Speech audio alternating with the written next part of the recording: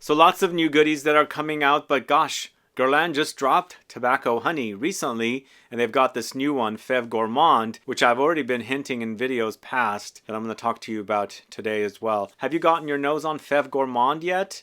What about Tobacco Honey? Either way, find out about 15 exciting new fragrances launching very soon.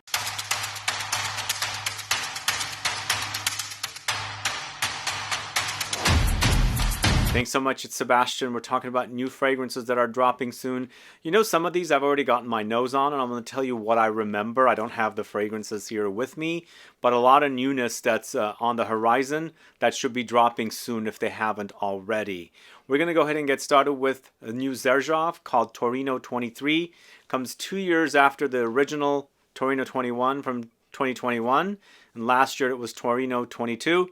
So I got to review the first one, which I really love, and for a freshie, it has great longevity. Torino 22 I was okay with, not as exciting as Torino 21, and I did get to sample Torino 23 in October last month, early last month, during one of the shows I went to, and I actually like this one. This one goes into more of a floral direction.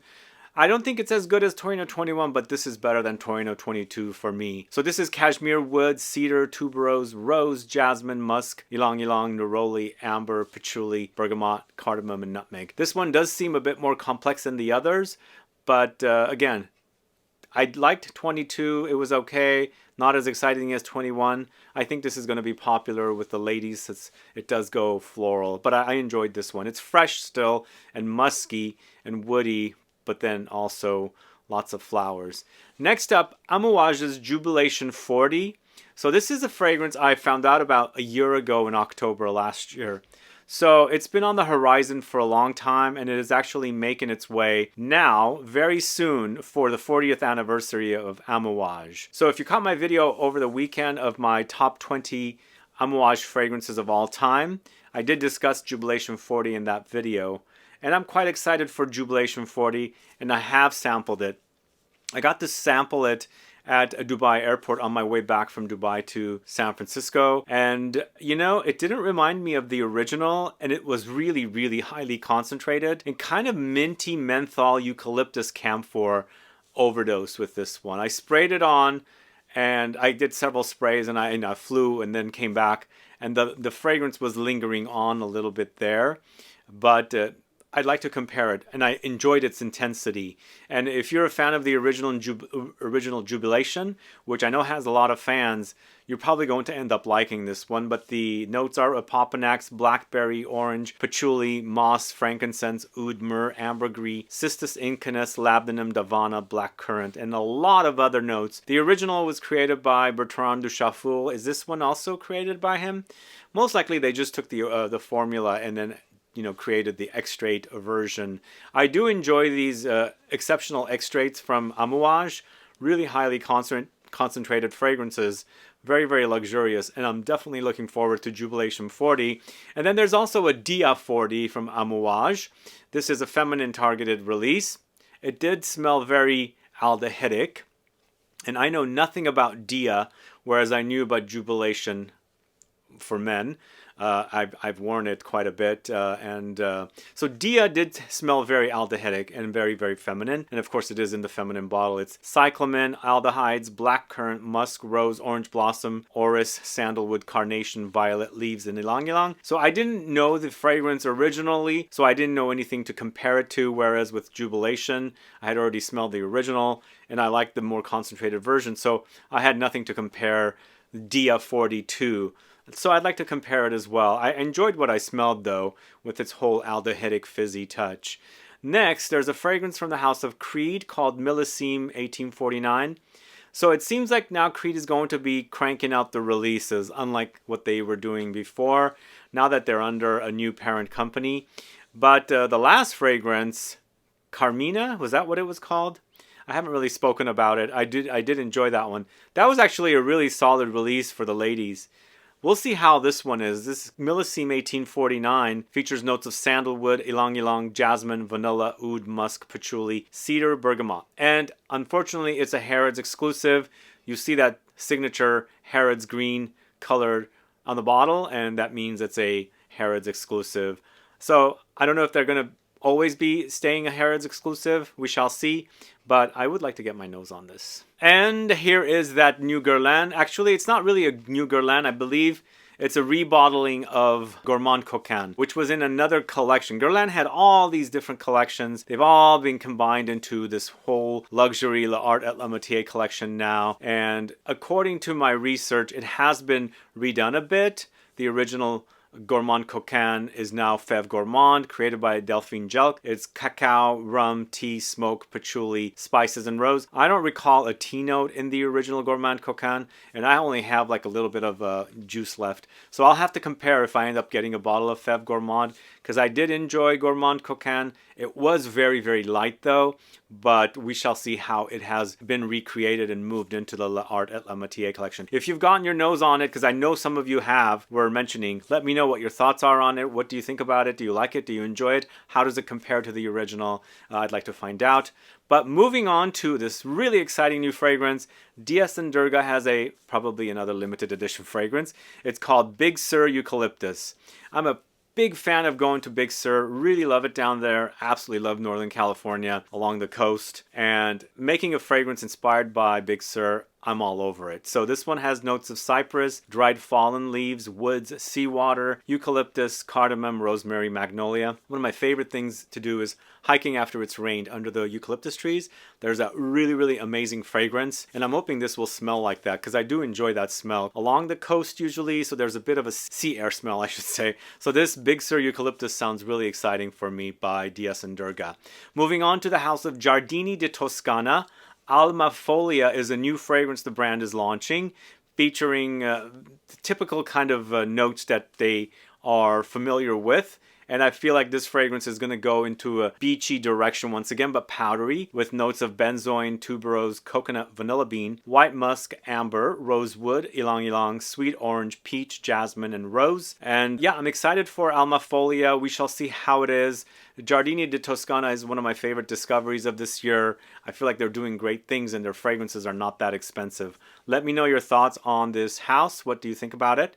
Have you caught my videos on the mentions of their fragrances of the brand Giardini di Toscana? If you haven't, please go watch my video and search the brand and you'll see some other videos that feature the fragrances. But moving on to a fragrance that I'm really, really excited about. In fact, I've already ordered it from the House of Imaginary Authors. It's called Blend Number 83. I ordered the limited edition with this beautiful flacon. It's a kind of a gourmand fragrance, and it's got notes of Arabica coffee, benzoin, dark chocolate, musk, and rum. And I believe it's inspired by this cocktail with Kahlua and vodka of some kind. I forgot the brand of vodka. Drawing a blank. I'm not a vodka drinker. My spirit is tequila and gin.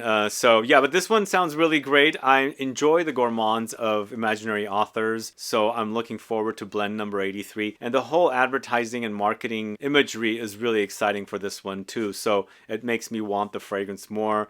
I ordered it as soon as it was announced, and I'm waiting for it to deliver at the end of the month, I believe, is when it's going to get delivered. As soon as I get it, I will do a video on it. But let me know if your thoughts on this new fragrance from Imaginary Authors called Blend Number 83. Put a comment down below so I can find out. And one more fragrance from Imaginary Authors. It's a redo of Bull's Blood. Bull's Blood is the very first fragrance I ordered and purchased from Imaginary Authors, dating back to 2013. So I don't know when Bull's Blood launched initially, what was the actual launch date, but it's launching 10 years after I got my bottle of Bull's Blood, so that's interesting. I'm really curious to see. Bull's Blood was challenging for a lot of people. It had that caustic note, and that was really off-putting sometimes, but I wore quite a bit of it, and I still have my original bottle, and it's like 1/3 left in it. It's quite animalic, but it's black musk, blood, geranium, patchouli, sandalwood, Spanish rose, tobacco. I don't see the costus root or costus note still mentioned in this fragrance, so most likely it's been reformulated to make it a bit more acceptable. We shall see. If you've tested the new Bull's Blood and you're familiar with the old Bull's Blood, do let me know. Put a comment down below so I can find out. Moving on to the house of Memo Paris, it's Palais Bourbon. This one, out of a lot of Memo Paris fragrances, sounds quite exciting. This is featuring notes of akigala wood, benzoin, tonka beans, cardamom, cinnamon, pepper, patchouli, Peru balsam, and vetiver. So I don't know who the perfumer is. Most likely they're working with a perfumer from Givaudan. But I know they used to work with a lot of fragrances with Eleanor Massenet, who works for Simrise. So most likely they've moved on to another perfumer. Especially since akigala wood is a proprietary ingredient from Givaudan. Does anybody know who the perfumer for Palais Bourbon is? If you do, let me know.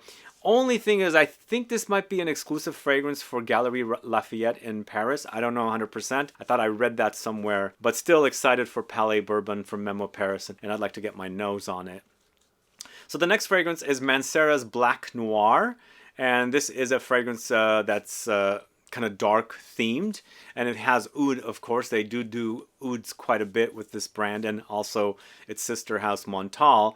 Tonka beans, vanilla pods, Cambodian oud, patchouli leaves, tobacco leaves, tiar flower, vetiver root, ambergris, pink pepper, black leather. The only thing that's kind of throwing me off is the tiar flower, that kind of tropical note. How is it going to blend with all these notes? I'm sure they'll find a way. It'll either be really good or a bit weird with that whole tiar flower. But are you excited for Black Noir? Are you guys into this brand, Mancera? They used to be really popular. I don't hear a lot of people talking about them, but I think they still do some good stuff here and there. But moving on to the house of Headspace, and I need to dig into this house. I haven't yet, but they have a new fragrance created by Paul Guerlain called Kirsch. It's a cherry liqueur fragrance. Cherry is popular still.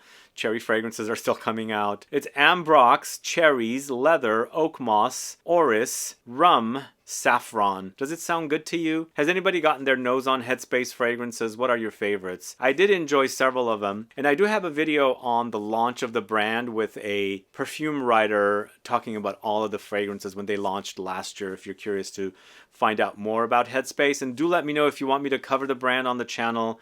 I do want to, and I believe they're working with IFF perfumers from what I remembered. Maybe not all, some of them. But let me know if Kirsch sounds great to you by Headspace.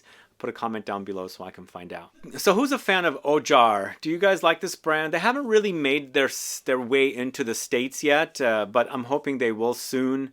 And they work with a lot of Givaudan perfumers because this particular fragrance, the new one that they've launched, Encens Cuivre, is created by Jordi Fernandez. And of course, I posted about it on Instagram. I discovered this fragrance while I was at Duty Free Show, TFWA in Cannes earlier in October. I enjoyed this incense fragrance. It's featuring notes of musk, frankincense, myrrh, patchouli, ambergris, vanilla, elemi resin, and rosewood. And again, it fits the brand very perfectly. Incense, because they're from Oman, and this country has a lot of incense production, and a lot of incense comes from there. So it makes sense that they would come up with a fragrance featuring this incense note. And then we've got a fragrance from the house of Tamine called Bravi. This is the third and I believe final fragrance in the Britalone collection. And this one seems like the more complex one out of all of them, not necessarily very cologne-esque fresh, because it has kind of interesting sweet and gourmandish notes. It's bitter orange, honey, walnut milk, ginger, tuberose, saffron, vanilla, tobacco, and bergamot. Are you familiar with Bravi? Have you gotten your nose on it? Do let me know. Put a comment down. Did you enjoy all of these Britalone fragrances from Tamine? They definitely are very fresh. And I think this one definitely is the more complex, given the notes are much more dense and more gourmand leaning. But the previous two were pretty fresh. Some went aromatic and some went floral. This one goes gourmand for sure. And last but not least, we're going to talk about a fragrance from the house of Fortin-Manlay. I haven't been really excited about fragrances from this house for a long time.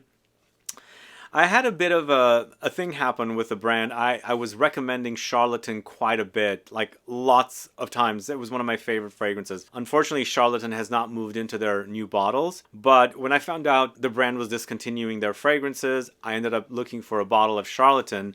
And I ended up getting a bottle of Charlatan from a retailer, which I won't say who the retailer is, but most likely you'll know because there's only a few retailers that sell the brand. But unfortunately, the version of Charlatan I got the second time versus the first time were night and day different. And I felt really, really bad for recommending that fragrance because it was one of my favorite fragrances. Charlatan was the most amazing jasmine rose fragrance that kind of hinted at noir de noir. But man, night and day difference between the two fragrances. Had it gotten reformulated? Was my bottle completely wrong? I don't know what the heck was wrong with it. So I have kind of shied away from the brand because of that. I didn't really dig in to find out what had happened. But I'm really excited for this new release called V for Vetiver. I love the name of it. V for Vendetta I'm thinking of, but this is V for Vetiver. And the notes are really interesting notes like birch, vetiver, black cherry, carnation, cinnamon, cloves. Kind of warm, spicy take on vetiver with black cherry. Birch sounds quite interesting. The carnation note that is also added here kind of goes into a bit of a vintage-esque direction. And I liked a lot of the fragrances of this house, but I've kind of shied away from it because of that situation I ran into. Because those two fragrances, the same fragrance, same bottles, completely different smelling. I was like, what the heck is going on? But anyway, V for Vetiver sounds great to me, and I'm curious to find out all about it. But let me know your thoughts on these 15 fragrances. Do let me know. Put a comment down if anything sounds great to you, or if there's anything else out there that I did not discuss today. What sounds better to you? Put a comment down below so I can find out. Either way, guys, thanks so much for watching today's video. If you have any questions or comments, please do let me know. Please like this video. Please share it. Follow me on Instagram and Facebook, and I'll be back with more videos very soon. Have a good one. Goodbye.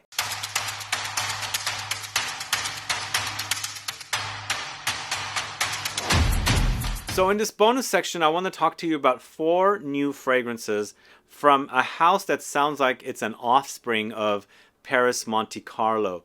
These 4 fragrances are from a house called Paris Portofino, and they're releasing 4 fragrances created by Luca Maffei. In fact, if you caught my video last week of Luca Maffei fragrances, I mentioned a few fragrances from Paris Monte Carlo that Luca Maffei has created. So one of the fragrances in this collection is called Blue Profondo. It's amber extreme, patchouli, white amber, jasmine, marine notes, bergamot, mineral notes. It seems like the collection is, inspired by Portofino in Italy, and of course they're kind of marine-esque because they have the blue color theme with these bottles. So most likely they're going to go into the blue direction, but more Riviera-ish kind of, with Portofino being the name. Paris Portofino collection. Anybody else know more details on this collection? Do let me know. But 3 others, one of them is In Riviera, once again created by Luca Maffei. And of course, In Riviera has notes of cedarwood, white woods, everlasting flower, sea breeze, thyme, lemon, blossom, rosemary, and salt. Do any of these fragrances sound exciting to you?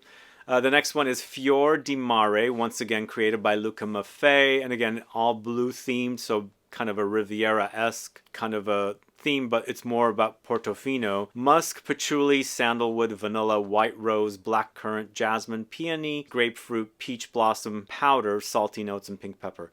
This one does seem a little complex. Finally, Bel Soleil or Bel Sol, once again created by Luca Maffei. All 4 of the fragrances are created by Luca Maffei. Seems like Luca Maffei has a good relationship with the Paris Monte Carlo brand, and also the fact that their sister houses to Hubigante, he creates fragrances for both houses. So it's cashmere, cedarwood, musk, salty notes, woods, ginger, juniper berries, lime, bergamot, cardamom, cedar, and grapefruit for Bel Soleil. Do any of these fragrances sound good to you? What are your thoughts on these 4 fragrances from Paris offspring brand? Do let me know. Put a comment down below. And also, if you haven't caught my Luca Maffei fragrances video, it's in chronological order, and there's 21 fragrances in the video. Please do go catch that. I have it linked in the info box. Either way, guys, thanks so much for watching. Have a good one. Goodbye.